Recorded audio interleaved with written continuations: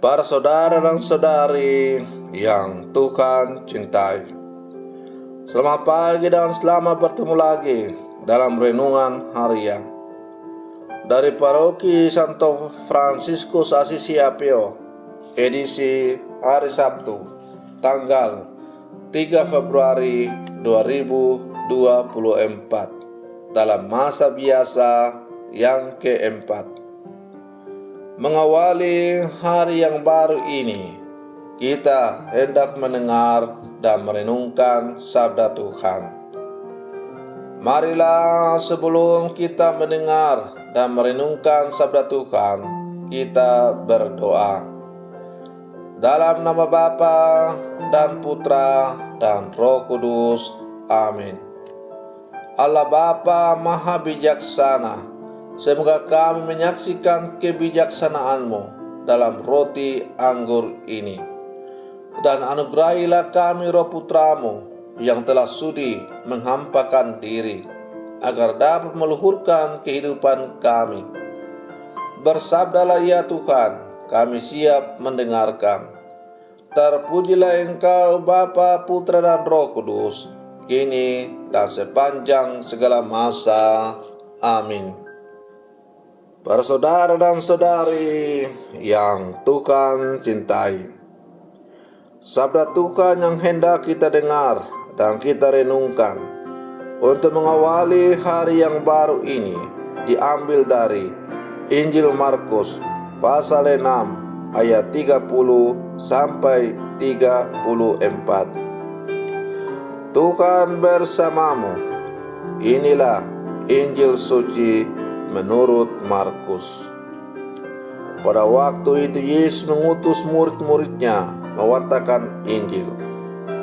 Setelah menunaikan tugas itu, mereka kembali berkumpul dengan Yesus dan memberitahukan kepadanya semua yang mereka kerjakan dan ajarkan. Lalu Yesus berkata kepada mereka, "Marilah kita pergi ke tempat yang sunyi, supaya kita sendirian, dan beristirahatlah sejenak. Memang begitu banyaknya orang yang datang dan pergi, sehingga makan pun mereka tidak sempat. Maka pergilah mereka mengasingkan diri dengan perahu ke tempat yang sunyi. Tetapi pada waktu mereka bertolak, banyak orang melihat, dan mereka mengetahui tujuannya. Dengan mengambil jalan darat, segeralah datang orang dari semua kota ke tempat itu, dan mereka malah mendahului Yesus. Ketika mendarat, Yesus melihat jumlah orang yang begitu banyak, maka tergeraklah hatinya oleh belas kasihan kepada mereka, karena mereka seperti domba yang tidak mempunyai gembala. Lalu mulai Yesus mengajarkan banyak hal kepada mereka." Demikianlah sabda Tuhan. Para saudara dan saudari yang Tuhan cintai, melalui bacaan Injil yang baru saja diperdengarkan oleh gereja kepada kita pada hari ini, kita mendengar Yesus mengutus para muridnya untuk melakukan pekerjaan-pekerjaan yang Dia berikan kepada para murid. Ketika kembali dari tugas pertusan itu, mereka melaporkan semua hasilnya kepada Yesus. Tentu saja laporan mereka kepada Yesus menimbulkan rasa sukacita baginya, sebab berhasil. Lalu Ia mengajak mereka untuk mengalami bagaimana kualitas waktu dengan menyendiri dan beristirahat di tempat yang sunyi. Namun Yesus selalu memiliki skala prioritas yang jelas. Hatinya tergerak oleh belas kasihan kepada begitu banyak orang yang datang kepadanya, yang lebih membutuhkannya, karena mereka seperti domba tanpa gembala. Ia menunjukkan belas kasih-Nya dengan mengajar banyak hal kepada mereka. Para saudara dan saudari yang Tuhan cintai, dalam menjalani hidup ini, terkadang kita juga berhadapan dengan banyak pilihan. Kadang-kadang kita mengalami pengalaman Yesus dan para murid ini, yakni ingin memiliki kualitas waktu dan bersenang-senang bersama orang-orang yang dekat dengan kita. Namun ternyata masih ada orang lain yang jauh lebih membutuhkan kehadiran dan pelayanan kita, sehingga merekalah yang menjadi prioritas pelayanan kita. Pengalaman Yesus adalah pengalaman keseharian kita.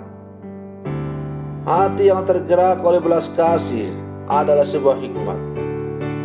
Maka sebagai murid-murid Yesus yang hidup zaman sekarang, kita diajak untuk selalu memiliki hati yang penuh belas kasih, sebagaimana ditunjukkan oleh Yesus kepada kita melalui bacaan Injil pada hari ini. Doa dan kerja adalah prinsip hidup Yesus di dalam pelayanannya. Sukses dalam pelayanan tidak boleh membuat orang lupa diri dan lupa daratan. Para murid tidak perlu lama-lama berbangga diri. Mereka harus langsung mengambil waktu untuk istirahat, bermenung diri dalam kesunyian, sehingga mendapatkan kembali kekuatan, dan sesudah itu siap untuk kembali melaksanakan apa yang menjadi tugasnya sebagai seorang utusan Tuhan. Para saudara dan saudari yang Tuhan cintai, kita adalah murid-murid Yesus yang hidup di zaman sekarang. Timbul pertanyaan juga kepada kita masing-masing. Apakah yang menjadi skala prioritas dalam hidupku sebagai murid Yesus yang hidup di zaman sekarang? Apakah lewat tugas dan panggilan yang Tuhan percayakan kepada saya sesuai dengan apa yang saya hidupi dan jalani, saya sungguh-sungguh menjadikannya itu sebagai sarana untuk mewartakan Injil kepada Yesus, mewartakan Injil kepada sesama, dengan mempergunakan sarana yang Tuhan telah berikan kepadaku? Apakah sebagai murid-murid Yesus yang hidup zaman sekarang, saya sungguh-sungguh sadar bahwa saya ini adalah murid-murid Yesus yang diutus dalam kehidupan sehari-hari untuk menjadi pewarta Injil, dengan memberikan kesaksian hidup melalui tugas dan panggilan yang dianugerahkan kepada saya?